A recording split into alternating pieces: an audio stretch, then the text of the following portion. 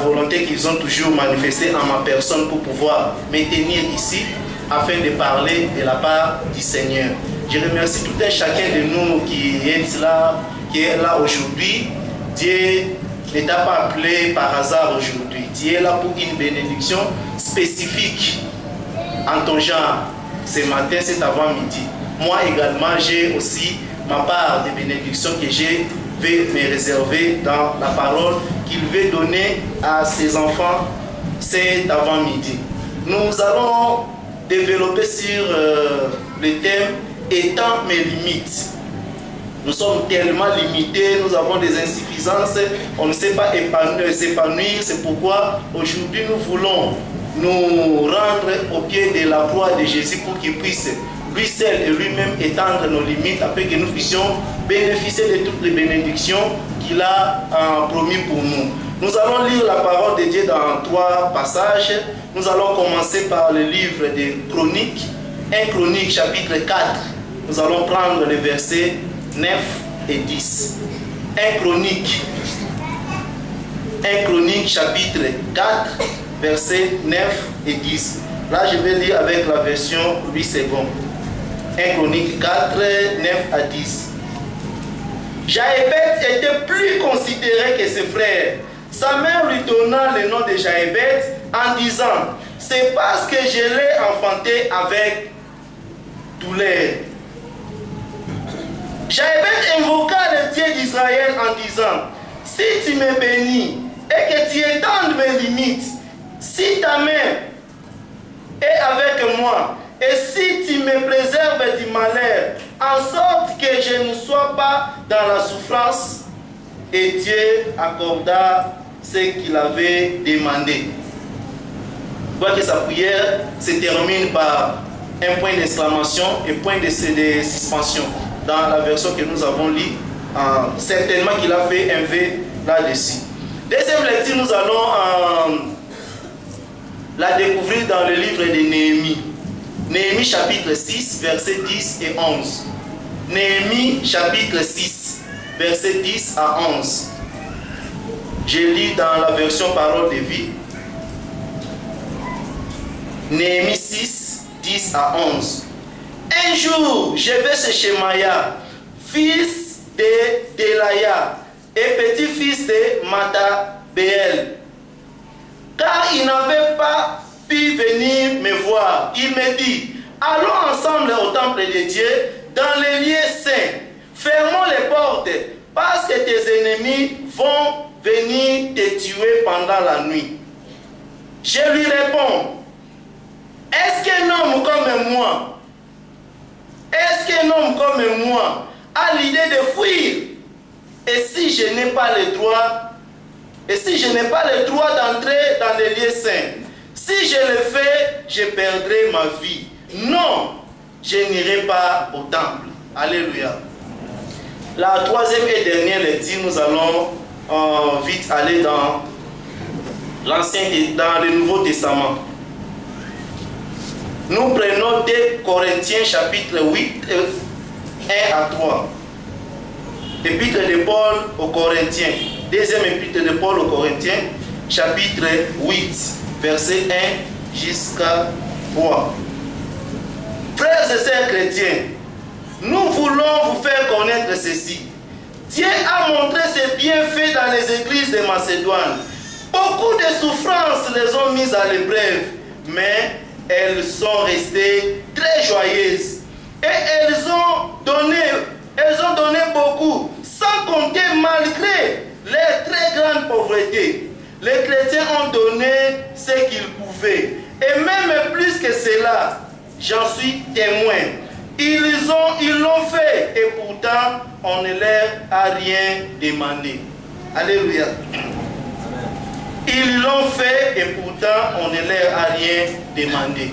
Inclinons nos têtes dans la prière. Seigneur, nous venons devant toi pour demander que tu puisses bénir ta parole. C'est la parole, ô Seigneur, que tu veux nous affermir avec ce matin. Accepte que chacun de nous puisse tirer sa part. Nous voulons, ô Seigneur, que le Saint-Esprit nous assiste. Lui, l'enseignant par excellence, qu'il puisse parfaire en chacun de nous cet enseignement. Au nom de Jésus, nous avons ainsi prié. Amen. Alléluia. Alléluia. Oui, les récits que nous allons développer aujourd'hui, c'est dans le livre des Chroniques. Les cas du premier chapitre jusqu'à là où nous avons lu, on ne parle que de généalogie. C'est dans cette foulée de généalogie que Dieu veut nous enseigner, que Dieu veut que notre attention puisse se focaliser sur un personnage. Un personnage qui va faire objet de notre bouleversement aujourd'hui. Il s'appelle Jaébet. Jaébet est né dans des circonstances de souffrance.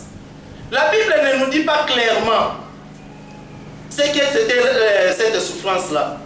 La Bible ne nous donne pas non plus le nom de ses parents.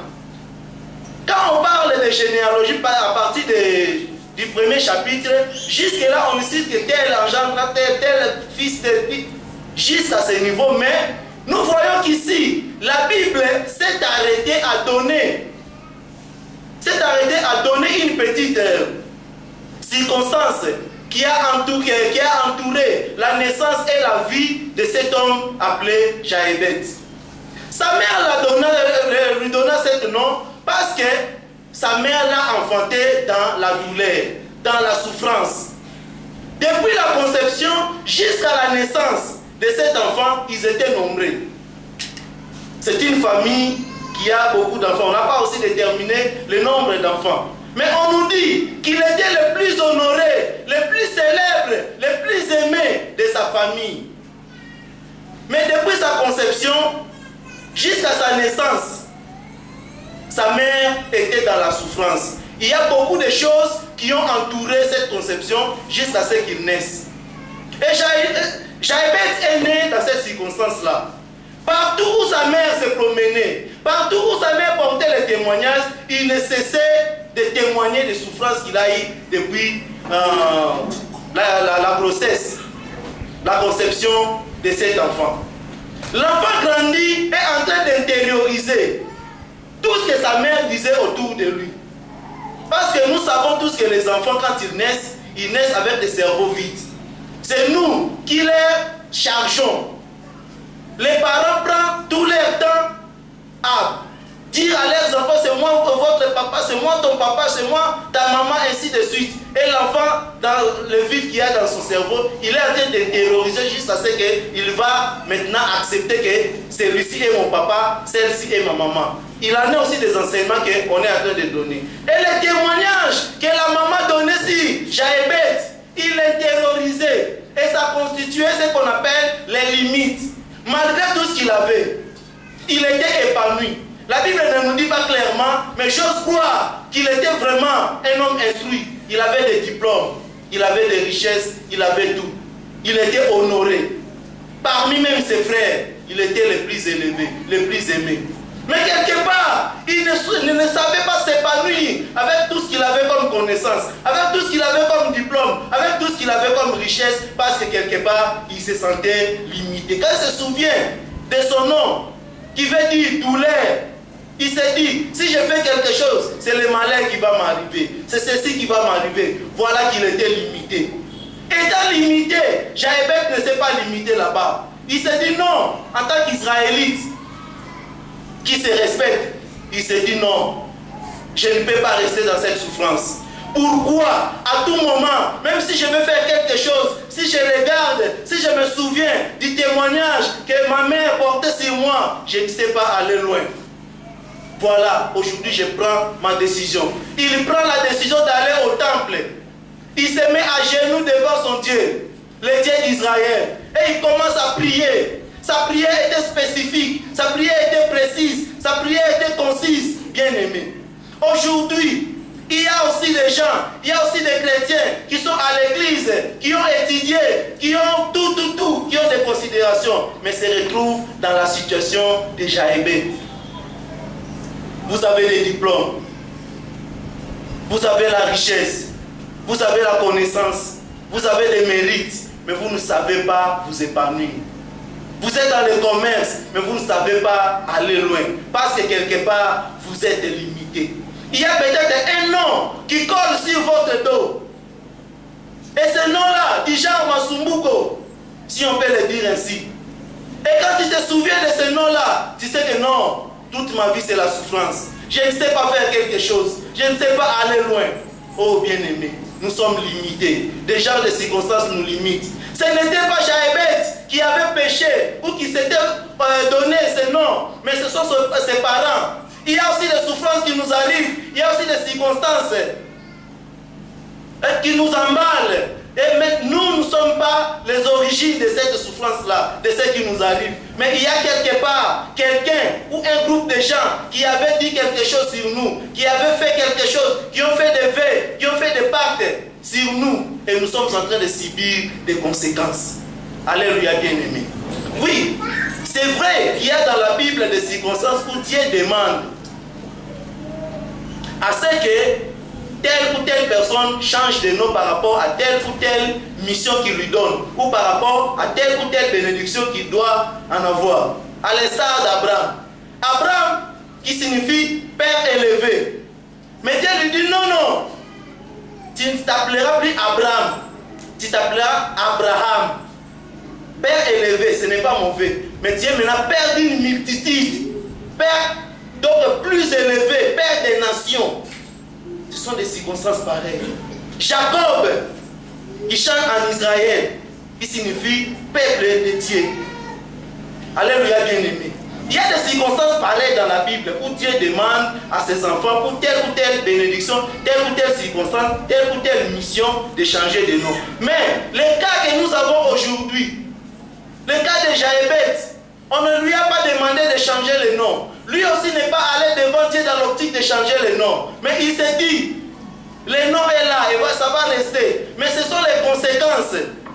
Ce sont les effets de ce nom que je dois chercher la transformation, chercher à couper, à changer. Alléluia, bien-aimé.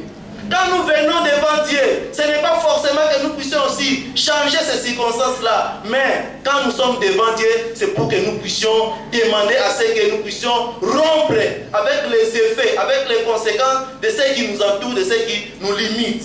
Alléluia. Amen. Il était tellement limité que quand il est allé devant Dieu, il n'est pas parti par 4 chemins.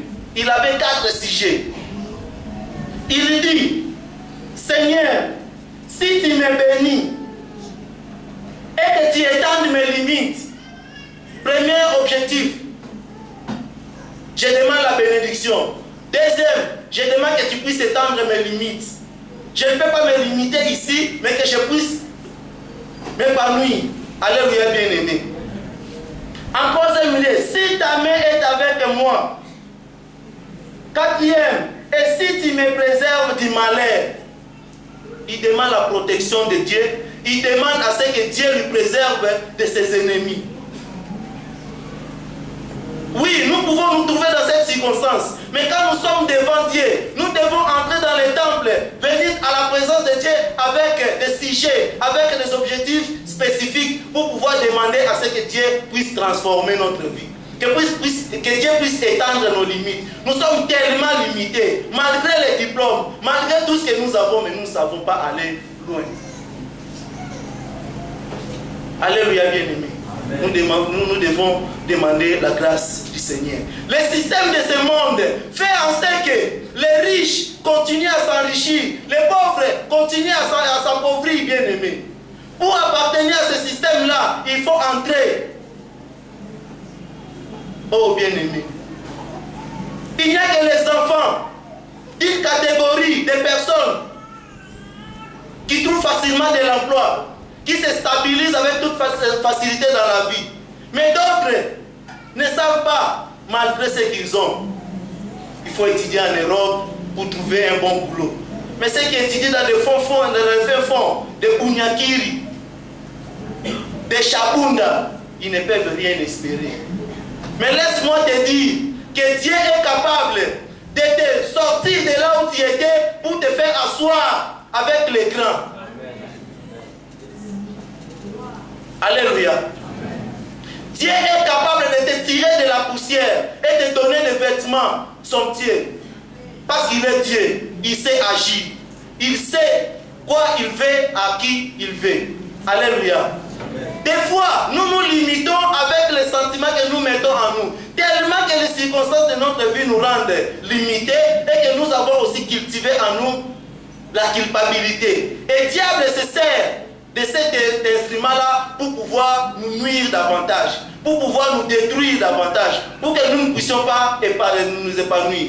Alléluia, bien-aimés. Les sentiments de culpabilité, peut-être nous avons commis des péchés, nous sommes rentrés devant le Seigneur, nous demandons pardon. Mais quand nous demandons pardon, pour le fait que nous avions déjà fait, Dieu a effacé, parce que quand il pardonne, il efface. Dieu, il pardonne, il efface. C'est nous les humains que nous pardonnons, mais un jour nous allons aussi vous souvenir que tu m'avais fait ça, je t'avais pardonné. Mais ça, ce n'est pas le pardon. Quand Dieu a été pardonné, il efface, il ne va plus te le citer. Mais les sentiments-là de culpabilité, diable les met dans notre tête pour que nous ne puissions pas jouir de ce que Dieu nous donne. Il y a une fille qui était dans la vie de débauche. Il a fait des avortements. Et un jour, il a écouté la parole de Dieu. Elle était convertie. Convertie, elle est à l'église. Mais à tout moment qu'elle priait, à tout moment qu'elle était devant le Seigneur pour prier, le diable lui faisait vivre la scène de ce qui s'était passé après, pour lequel Dieu a déjà pardonné. Et cette scène-là lui revenait en tête, à telle enseigne qu'elle ne savait pas évoluer dans la prière. À tout moment qu'elle fermait les yeux, au lieu de prier, mais c'est cette image-là qui la revenait. Le diable lui dit, toi, une fille de ta trempe, crois-tu vraiment que le Seigneur t'a pardonné? Voilà cette assemblée ici, il n'y a que des saints ici. Toi, tu es une fille souillée, impudique. Crois-tu vraiment que Dieu t'a pardonné? Crois-tu que Dieu est en train d'écouter ta parole? Crois-tu que Dieu est en train d'écouter ta prière? Et quand ça revenait dans sa conscience, elle n'était pas tranquille. À telle enseigne qu'elle avait même fui l'église. Les pasteurs vérifient dans l'assemblée, ils constatent à un moment, la fille ne venait pas. Elle se dit comment? Elle va chercher la fille et la fille lui explique la situation.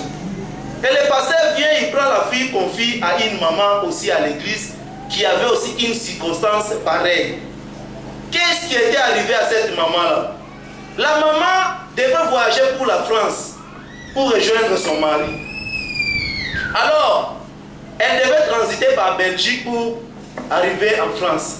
En arrivant en Belgique, elle devrait rester chez les grands frères de son mari. Pendant qu'elle séjournait là-bas, un jour ou la nuit, les grands frères de son mari viennent la nuit, entre dans sa chambre, la violente et arrive même à coucher avec elle. Alléluia, bien-aimé. La femme était dans ces périodes. La femme était dans ces périodes et elle a compris que maintenant, je dois concevoir avec les grands frères de mon mari. Non pas parce que je l'ai voulu, mais parce qu'il m'a violenté. Alléluia, bien-aimé. La femme continue son chemin jusqu'en France avec cette grossesse-là. Avec tout ce que la société pouvait coller sur elle, bien-aimée, elle ne savait pas avouer. Une chrétienne de sa trempe, elle prie, demande pardon à Dieu, mais la conséquence est encore là. Ces sentiments de culpabilité, la maman qui était bien portante commence à développer des maladies, commence à développer des crises, commence à développer un peu des symptômes de maladies graves. Voilà que quelque chose qui était spirituel, quelque chose qui était moral commence maintenant à affecter même le physique. Alléluia, bien-aimé. Laissez-moi vous dire que le diable aime les histoires qui se passent en secret. Le diable, il aime les histoires pareilles. Quand il y a un péché que tu as l'habitude de cacher, que tu as l'habitude de dorloter, le diable va se servir de ça. Et va endurcir ton cœur pour que tu puisses continuer à les cacher, à les mettre de côté afin qu'ils puissent non seulement ronger ta vie spirituelle, mais également il y aura des conséquences sur ta vie physique. Alléluia, bien-aimé. La femme met au monde, c'était une fille. Curieusement, son mari aimait beaucoup cette fille-là. Et à tout moment que la femme voyait cette fille, la scène lui revenait en tête. À tout moment que, parce que son mari aimait beaucoup la fille, à tout moment qu'il voyait les gestes que son mari faisait à cette fille-là, la fille ne faisait que pleurer. La maman ne faisait que pleurer. Elle ne faisait que pleurer. On ne comprenait pas. Elle développe des maladies. On est allé dans des hôpitaux partout. Le mari qui sait aussi que ma femme est une femme chrétienne, je ne peux pas avoir de mauvaises pensées sur elle. On va à l'hôpital et on va chez les hommes de Dieu. 10 ans après, elle s'est décidée de se confier à un homme de Dieu. Quand elle est allée voir le pasteur, elle n'est pas aussi partie par 4 chemins. Il dit, pasteur, je suis venu vous voir, mais voilà ce que j'ai. Il y a 10 ans passés, il y a 20 ans passés. Voilà, il a étalé. Et le pasteur a prié pour elle. Depuis ce jour-là, le pasteur lui demande d'aller. J'ai prié pour toi, mais tu dois aller avouer devant ton mari. Est-ce que c'est facile? Est-ce que c'est facile, bien aimé? Des fois, il faut chercher l'occasion pour pouvoir mettre en nu les actions du diable. Parce que quand il va tomber dans la honte, vous serez délivré et sauvé. La maman ne savait pas quoi faire, mais elle décide quand même de voir son mari et explique le problème avec le pasteur à côté. Bon, en tant qu'humain, on ne pouvait que s'alarmer. Le mari s'est fâché, mais après un temps, le mari est revenu à la raison, il pardonne à la femme. Et depuis ce jour, même toutes ces maladies étaient parties. Voilà les témoignages que cette maman avait donné à la jeune fille pour lui dire que non, peut-être que la situation dans laquelle tu es en train de traverser est encore moindre par rapport à la situation d'une autre personne. Si Dieu est capable de délivrer une très grande situation, à combien plus forte raison, votre problème ne sera pas résolu. Si Dieu est capable de sauver ces brigands à quelques secondes seulement de la mort à la croix, quel péché tu as commis qui soit plus grand que le péché qu'a commis ces brigands? Mais c'est seulement parce qu'il a reconnu la seigneurie de Jésus. Jésus a dit, aujourd'hui tu seras avec moi dans le paradis. Si tu reconnais la situation dans laquelle tu es et tu reviens à Christ, il est capable de changer. Ces sentiments de culpabilité nous limitent. Et quand nous sommes limités, il y a aussi, nous ignorons les capacités que nous avons à pouvoir bénéficier de ce que Dieu a fait pour nous. C'est là que nous allons citer les récits que nous avons lus dans Néhémie. Nous savons très bien ces récits. Néhémie qui était rentré pour reconstruire la muraille, mais se retrouve buté par les oppositions de ceux qui venaient à gauche, Sambala et les autres. Il ne voulait pas qu'il puisse construire. Mais il a tenu et il est allé jusqu'au bout. Et à ce moment-ci, les ennemis se disent, non, on ne sait plus bloquer ce travail qui est déjà fait prêt. Maintenant, nous allons utiliser la rise. Nous étions venus physiquement, on l'a attaqué physiquement, mais nous n'avons pas pu. Maintenant, nous allons utiliser la rise. Bien aimé, votre papa peut se transformer en diable contre toi. Non pas parce qu'il a voulu, mais parce que le diable veut l'utiliser pour te détruire. Même les pasteurs, les hommes de Dieu, ne croyez pas que quand nous nous tenons ici, que nous sommes épargnés de tout. Non. Ces gens-là vont utiliser un des prophètes pour pouvoir écarter Néhémie de la vision de Dieu. Et ce prophète appelle Néhémie, il dit non, tes ennemis, cette nuit, ils vont te tuer. Mais comme ils vont te tuer, viens avec moi.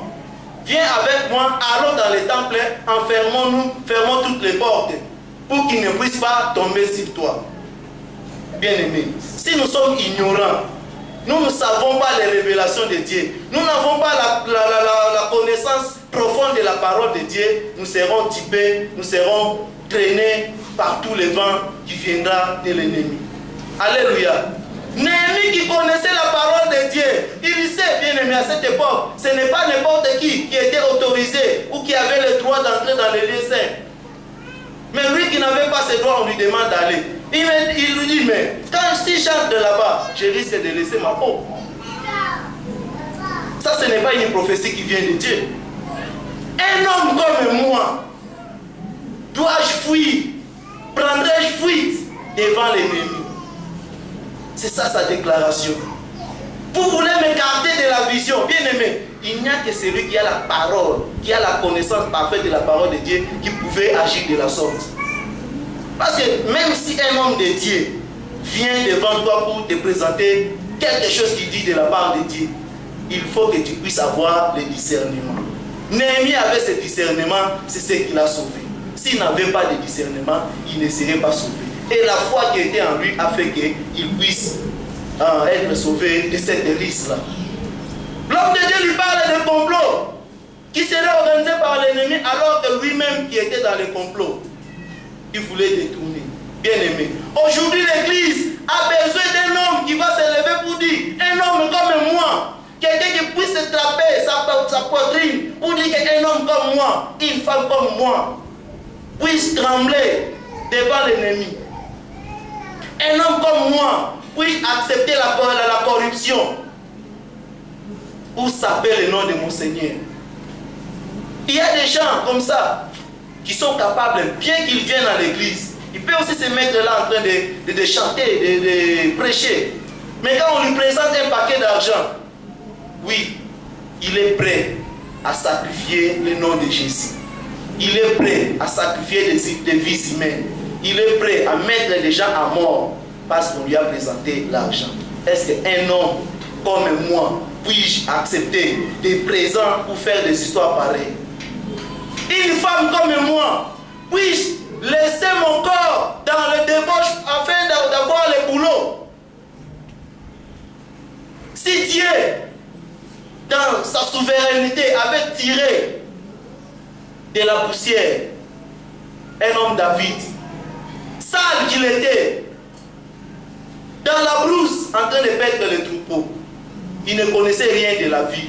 Mais la grâce de Dieu l'a suivi jusque là où il était pour de sortir de là afin qu'il puisse régner sur Israël pendant 40 ans.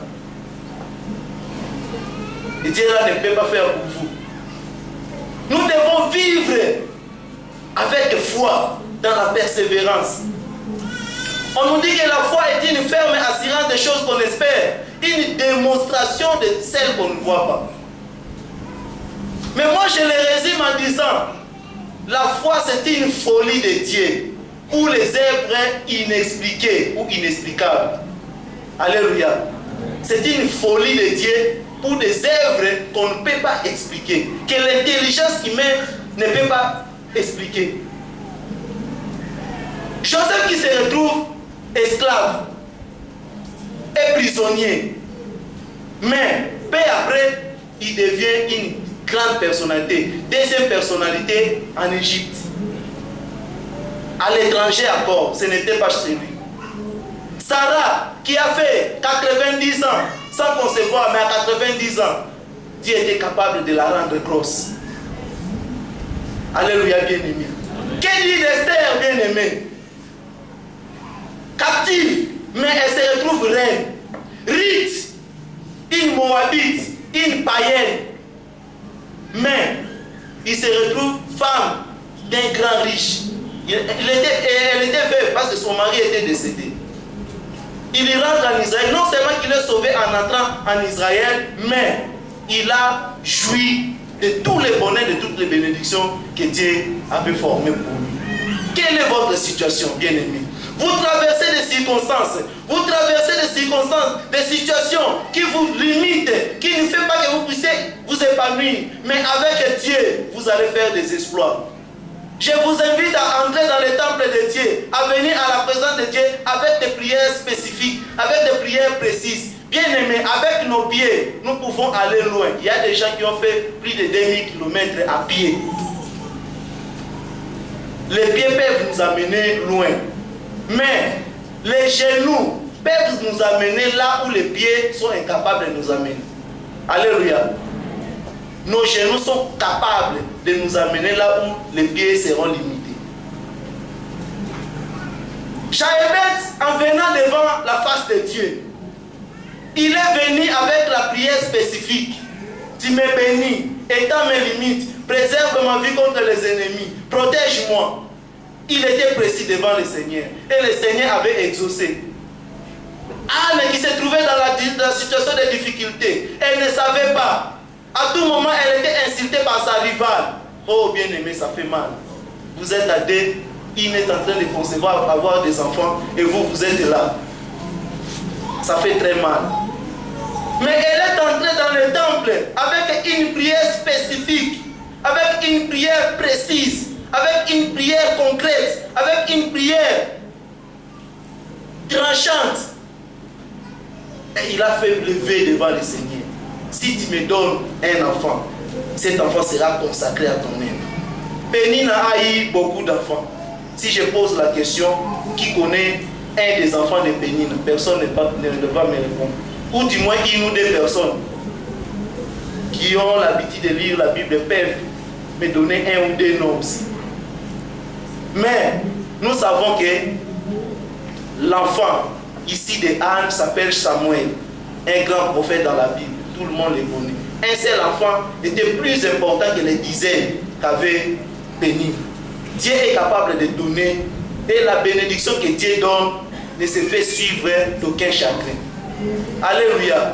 C'est pourquoi je vous invite, bien-aimés, à venir devant le Seigneur avec des objectifs précis, avec des missions, avec ce que vous avez, votre problème, vous êtes allé devant le Seigneur.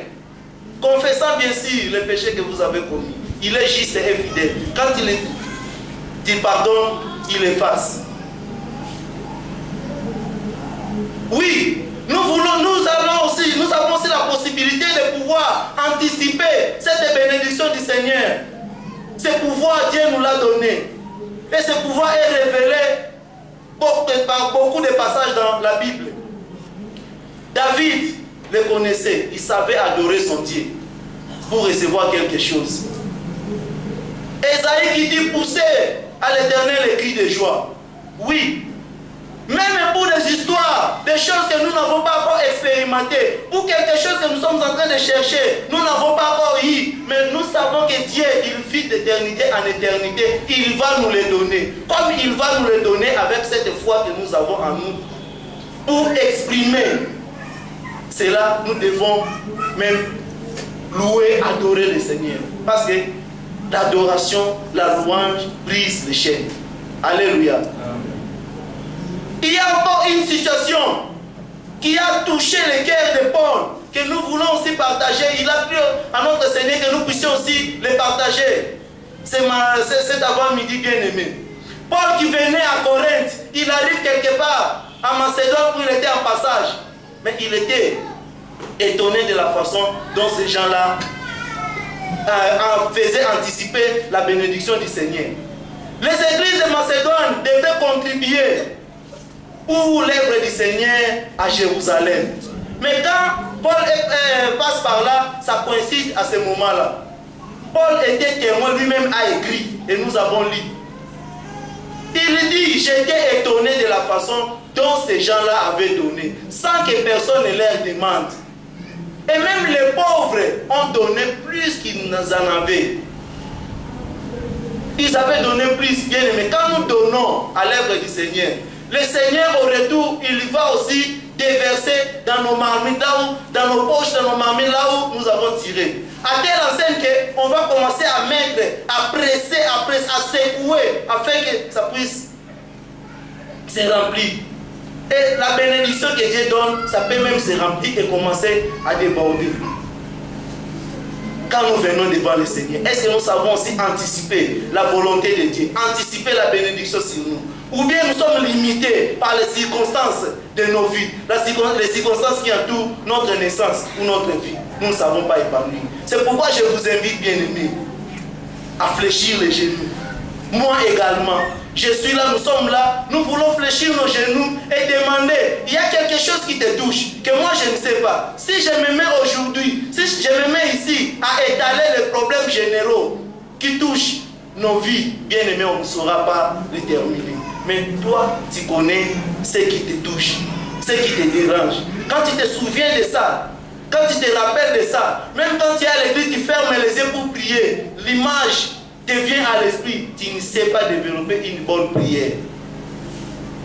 Tu es devenu comme Jaébet, tu es limité, malgré les diplômes, tu ne sais pas épargner. Le diplôme est en train de pourrir à la maison. Oui, le mariage n'est pas fait seulement pour une catégorie de gens qui doivent avoir un mariage de qualité, mais pas nous. Le travail, ce n'est pas seulement l'apanage d'un groupe de gens, mais ceux qui sont de l'autre côté, ils ne peuvent pas avoir un bon boulot. Tous, nous devons provoquer cette bénédiction de Dieu. C'est comme un tonneau rempli d'eau, bien aimé. Il y a quelqu'un qui devrait venir pour ouvrir les robinets afin que nous puissions avoir de l'eau. Mais comme ce monsieur-là est en train de traîner avec la clé, quelqu'un peut venir avec un métal. S'il trouve quelque part, l'eau va jaillir et on va avoir de l'eau sans passer par la voie autorisée. C'est la bénédiction de Dieu. Dieu peut aussi déverser sa bénédiction, même si le moment n'est pas encore arrivé, parce que tu as anticipé en te sacrifiant pour son œuvre et en faisant des louanges, des adorations, mais également des actions de grâce. Très important. Mettons-nous à genoux, nous allons implorer la gloire de Dieu, nous allons implorer la miséricorde de ce Dieu-là. Chacun de nous là où il est en train de se rabaisser devant Dieu. Nous nous mettons tous à genoux pour implorer cette miséricorde, bien-aimé. Et quand nous venons devant notre Seigneur bien-aimé, nous devons être précis. Nous devons préciser ce qui nous touche, ce qui nous dérange, bien-aimé. Exposons devant notre Dieu. Nous sommes incapables de nous-mêmes. À l'instar de Jaébet, qui se disait, ce ne sont pas les parents qui m'ont donné ce nom qui vont apporter la solution. Mais la solution viendra de Dieu qui a créé le ciel et la terre. Le Dieu que je sers, c'est ce Dieu-là. C'est ce Dieu-là. Il n'y a que lui, et lui seul, qui a la possibilité de changer notre circonstance, de changer tout ce que nous avons. Il a la possibilité de transformer, de couper, de déchirer tout ce qu'on a fait pour nous. Oh bien-aimés, nous sommes dans la prière. Prions et le serviteur de Dieu viendra continuer ces moments.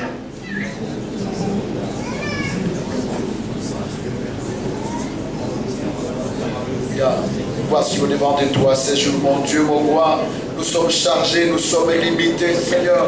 Les circonstances de la vie nous ont limités. Il y a des hommes qui ont prononcé des paroles pour nous limiter. Mon Dieu, mon roi, c'est pourquoi nous venons près de toi comme Jaébet est venu, Seigneur. Il t'a demandé la protection.